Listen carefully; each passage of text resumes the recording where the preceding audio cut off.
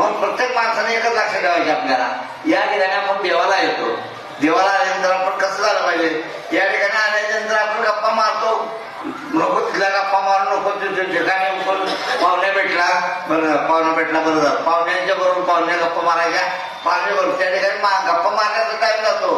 देवाच्या करता आपण आलोय, या ठिकाणी आल्यानंतर देवाच्या तिथं आल्यानंतर देवाचं नामस्मरण करावं, देवाचं चिंतन करावं, देवाचं नामस्मरण घ्यावं, देवाचं स्मरण करावं, असं आपल्याला आठवतच नाही. आपण या ठिकाणी देवाला येतो म्हणजे शोभा म्हणून येतो, शोभा म्हणून येतो. त्या ठिकाणी काय कर कुठं चालावा, महाराजपूरला कशा करता, देवाला. बरं देवाला झालं, बरं देवाला जा, काय हरकत नाही.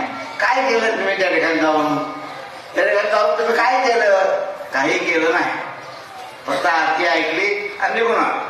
बाकी प्रसाद घेतला मात्र चिवडा भात आमटीचा, प्रसाद भात आमटीचा मात्र घेतला तर सोडला नाही. हो, अशा पद्धतीने जर आपण आलो तर मग काय होईल तुम्ही सांगा. परमेश्वर त्याच्या करता आहे का, परमेश्वर अनंताचं कल्याण, अनंताचा आनंद आहे आणि कल्याणाचं कल्याण करणारा असा तो परमेश्वर आहे. असा परमेश्वर असताना सुद्धा आपण सगळ्या लोकांनी शुद्ध जागेवर जर ठेवली तर आपलं बेशुद्ध अवस्था कधीही येणार नाही. कमी कायम शुद्धीमध्ये 100% राहणारच आहे.